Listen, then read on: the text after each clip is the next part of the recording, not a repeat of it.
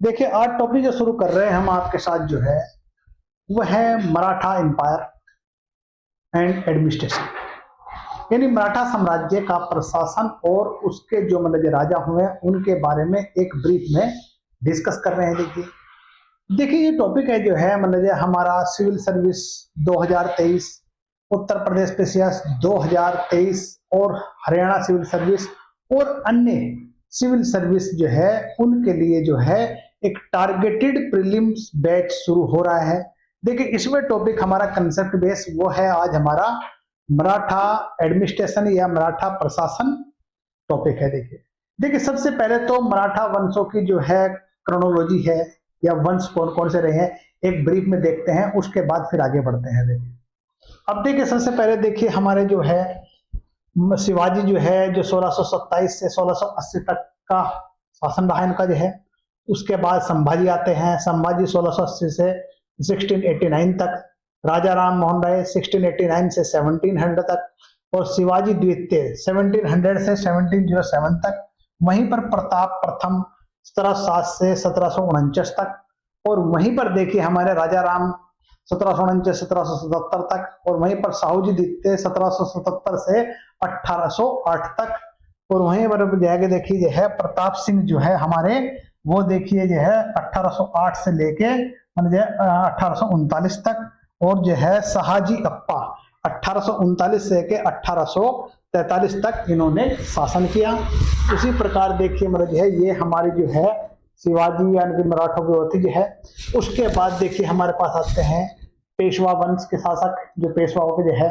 अब देखिए जब जो है मराठा शासक हुए थे उसके बाद सारी पावर पेशवाओं के हाथ में चली गई थी और उसके बाद से देखिए हमारे पेश यानी शाहजी अप्पा के बाद जो है पूरी प्रशासन की हाथ बागडोर जो है वो पेशवा वंश के पास चली गई थी। अब पेशवा में देखिए हमारे जो है पहले थे मतलब ये बालाजी विश्वनाथ जो 1713 से 1720 तक शासन करते हैं। वहीं पर जो है बाजीराव प्रथम जो है 1720 से 1740 तक करते हैं। वहीं पर जो है बालाजी बाजीराव 1740 से 1761 तक करते हैं जो है। उसी के प्रकार देखिए हमारे माधव राव ये जो है हमारे 1761 से 1772, नारायण राव 1772 से 1773 तक, रघुनाथ राव 1773 ईस्वी और माधव राव नारायण 1773 से 1795। वहीं पर बाजीराव द्वितीय 1795 से 1818 तक शासन करते हैं। देखिए अब देखिए इसके अंतर्गत देखिए हम जो है प्रशासन की बात करते हैं।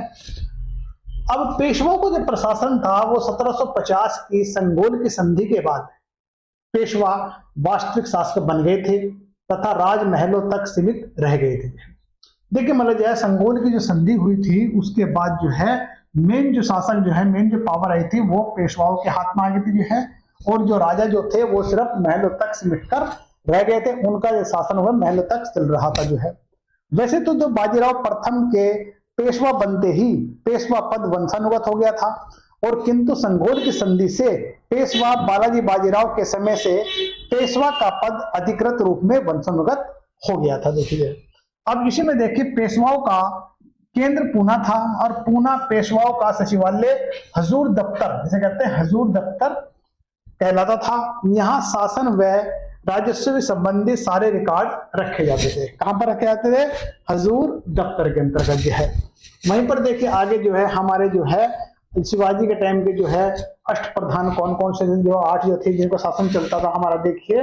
वहीं पर देखिए अगर हम बात करते हैं पेशवा, पेशवा जो थे हमारा जो है राज्य का प्रशासन और राजस्व यानी जितना रेवेन्यू इकट्ठा करना है और पूरे राज्य का एडमिनिस्ट्रेशन जो है उसका जो प्रशासक होता था वो पेशवा होता था।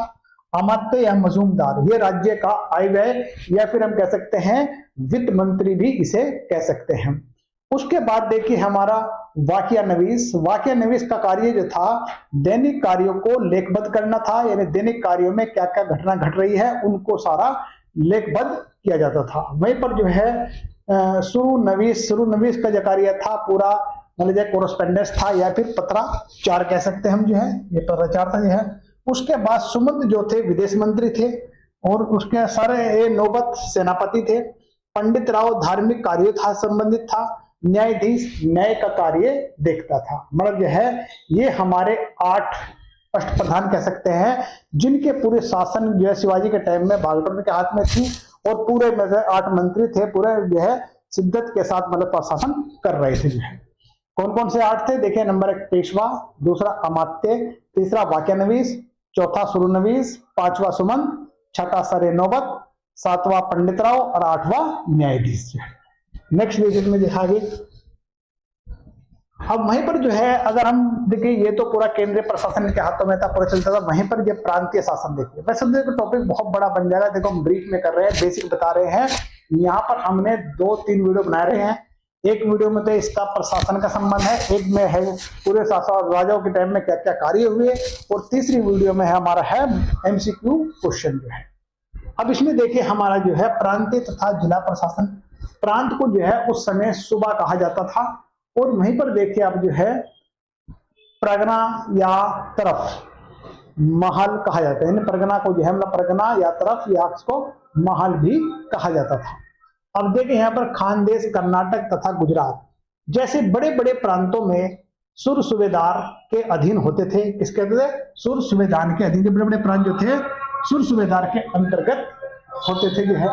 वहीं पर देखिए हमारा जो है कर्नाटक का सुर सूबेदार अपने मामलतदार स्वयं नियुक्त करता था, लेकिन खानदेश का सुर सूबेदार को केवल अधीक्षण का अधिकार था। उसके अधीनस्थ मामलतदार सीधे केंद्र दफ्तर में अपना ब्यौरा देते थे।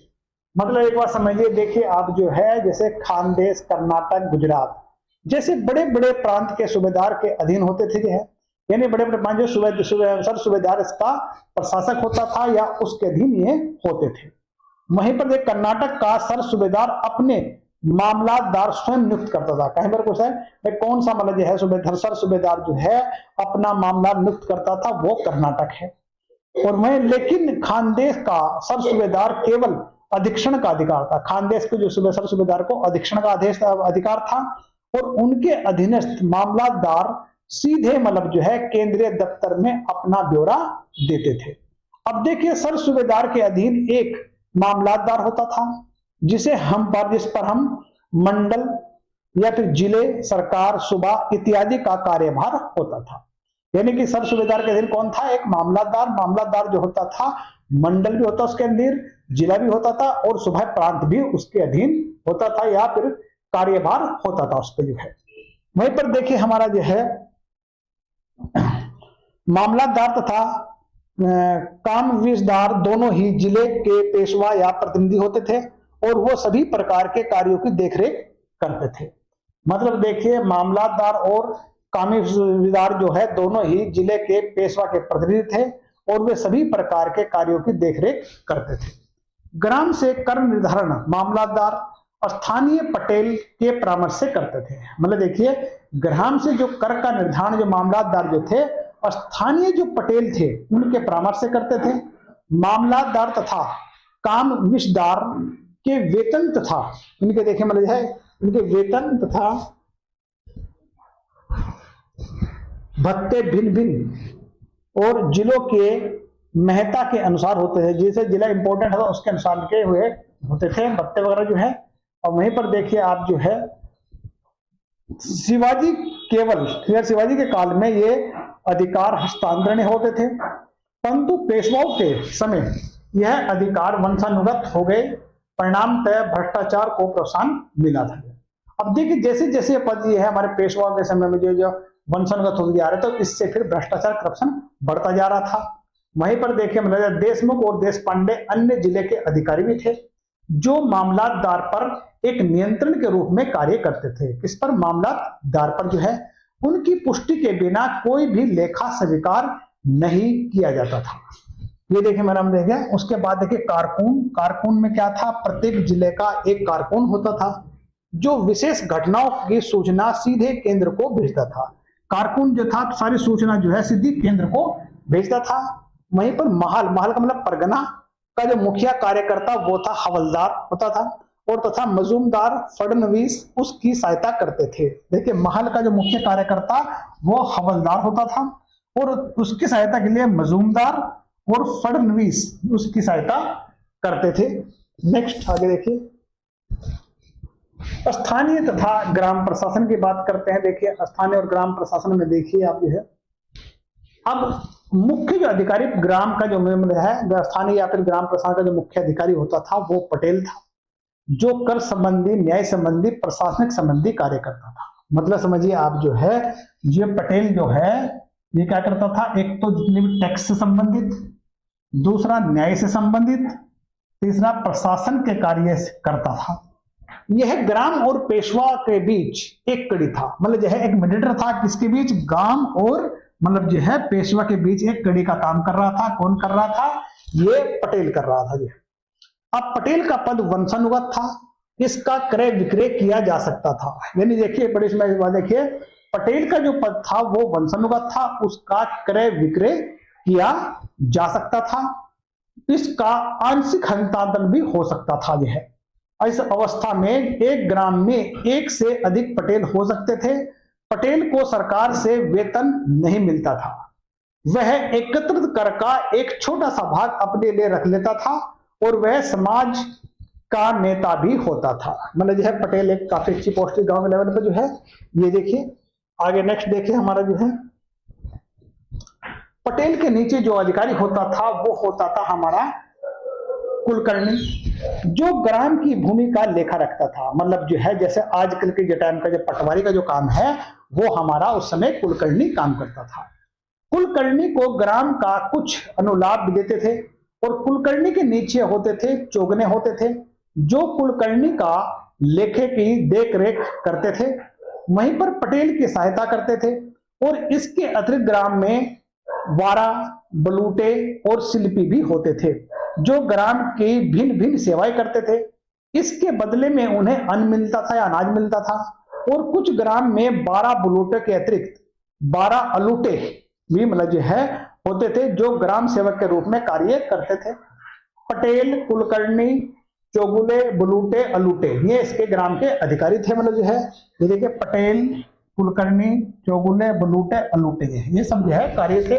थोड़ा को ध्यान से देख लीजिए क्योंकि यहाँ पर क्वेश्चन आते हैं वो अक्सर गड़बड़ होते हैं, तो यहाँ ये गड़बड़ नहीं होने चाहिए। नेक्स्ट देखिए हमारा जो है, अब ये न्याय प्रशासन की बात करते हैं। न्याय प्रशासन के अंतर्गत देखिए हमारा जो है, मराठों का नागरिक प्रशासन मौर्य प्रशासन से बिल्कुल मिलता जुलता था। मतलब समझिए जो है जैसे प्रशासन मौर्य काल का था प्राचीन में, वैसे ही मराठा का प्रशासन था। तो ये जो है मौर्य के कई बार क्वेश्चन आता है कि भाई मराठों का प्रशासन किसके संबंधित था, किससे मिलता जुलता था, ये कंफ्यूज होता है। तो यहाँ पर ध्यान रखिए मौर्य प्रशासन से मिलता जुलता था। वह नगर का शासक होता था और उसका कर्तव्य महत्वपूर्ण झगड़ों का निपटाना, ठीक है, मूल्यों को नियमित करना, नगरों के आने जाने वाले का ब्यौरा रखना, राजपथों, मकान, गलियों आदि के झगड़े आदि को निपटाना, सरकार को इन कार्यों के मासिक ब्यौरा भेजना आदि होता था। कोतवाल नगर का मुख्य दंडाधिकारी और पुलिस मुखिया होता था। देखिए कोतवाल देखिए है ये मेन था नगर का। देखिए अब जो है नगर का जो है ये दंडाधिकारी भी होता था और पुलिस अधिकारी भी होता था। ये हमारे कोतवाल की बात करते हैं। नेक्स्ट देखिए हमारा जो है,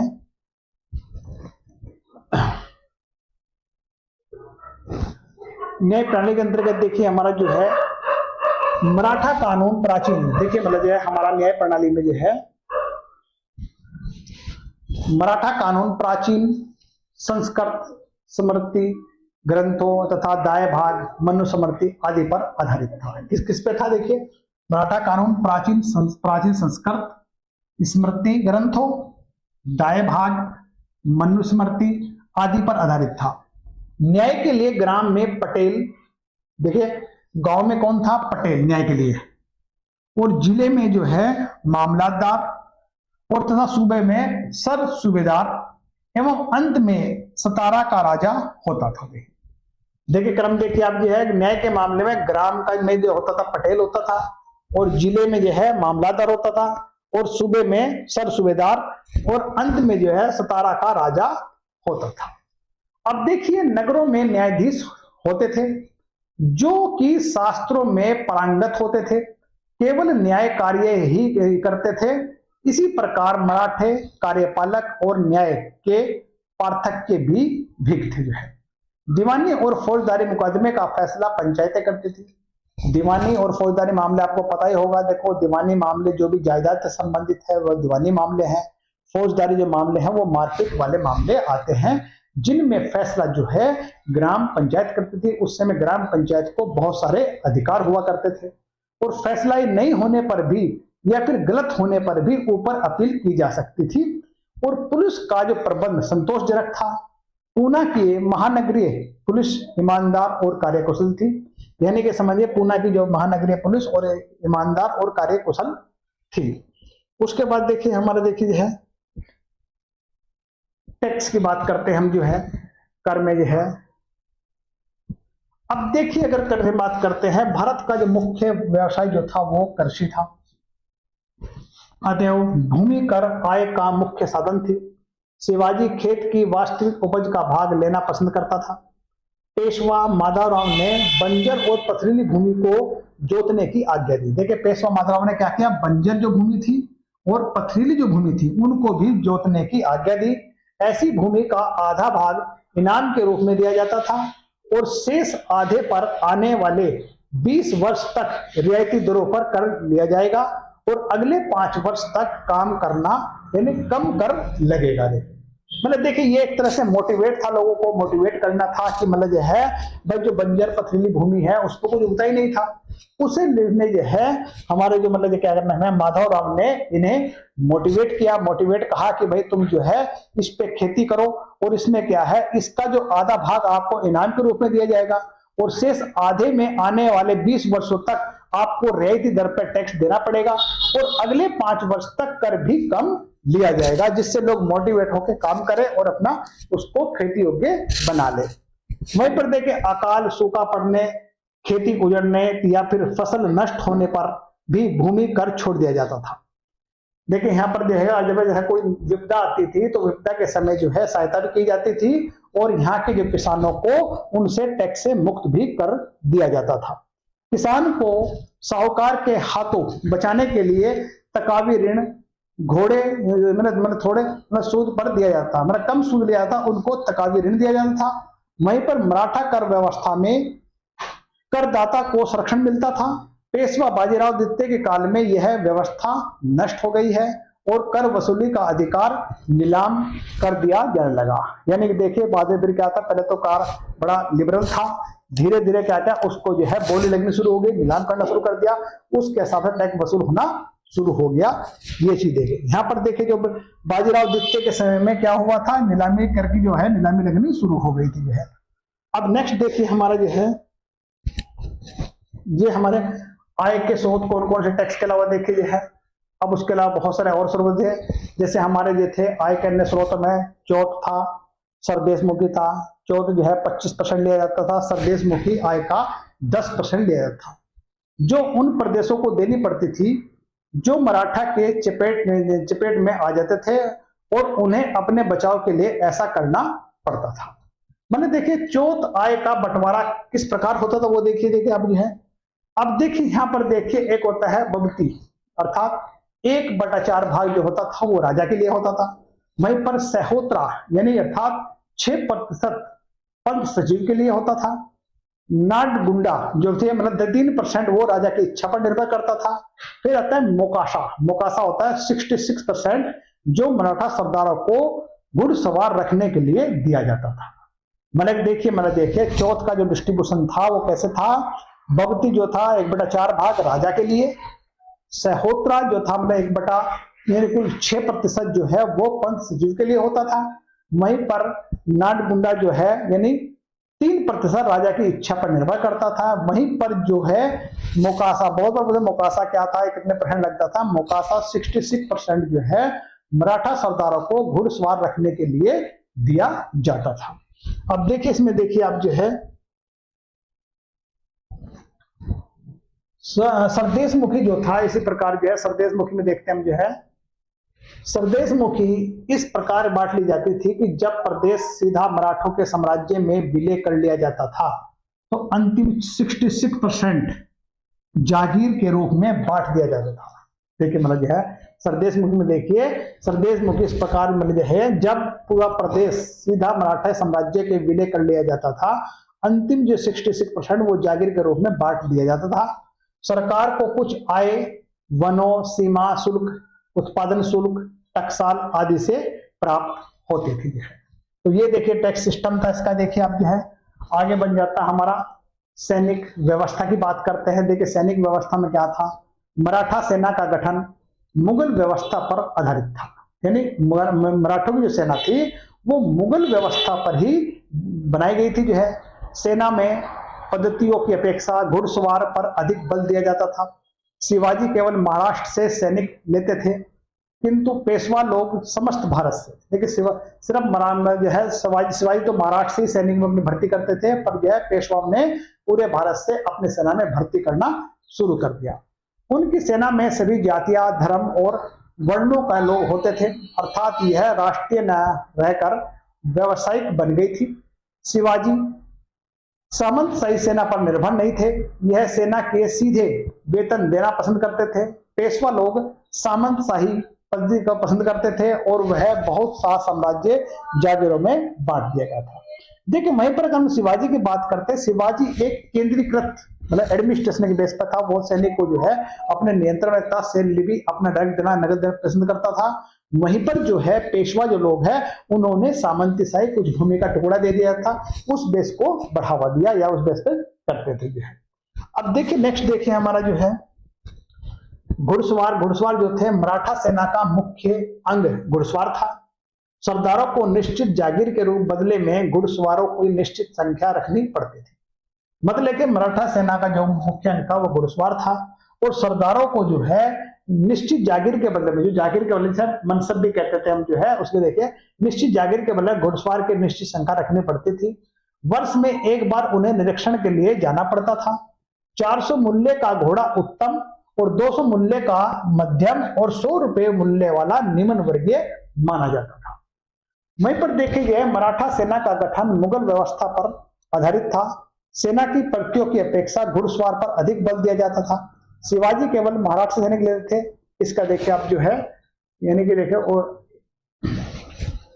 अब इसमें जो है अगर हम बात करते हैं, देखिए घोड़े के मूल्य की बात करते हैं, 400 का मूल्य घोड़ा उत्तम था, 200 रुपए का मध्यम था और 100 रुपए का निम्न वर्गीय माना जाता था। वहीं पर जो है पदाती सेना की बात करते हैं तो इसमें सभी जाति के लोग थे। यूरोपीय लोग भी पेशवा की कुछ टुकड़ियों में कार्य करते थे। बयाड़ द्वारा प्रशिक्षित रेजिमेंट का व्यय 26,242 रुपए प्रतिमास था। कमांडर का जो है 3,000 रुपए प्रतिमास, कप्तान का 450 रुपए प्रतिमाह, लेफ्टिनेंट का 250 रुपए और सर्जेंट का 90 रुपए तथा हवलदार का 15 रुपए प्रतिमास मिलता था। इनको ये सैलरी मिलती थी जो है। आगे देखिए हमारे पास देखिए जो है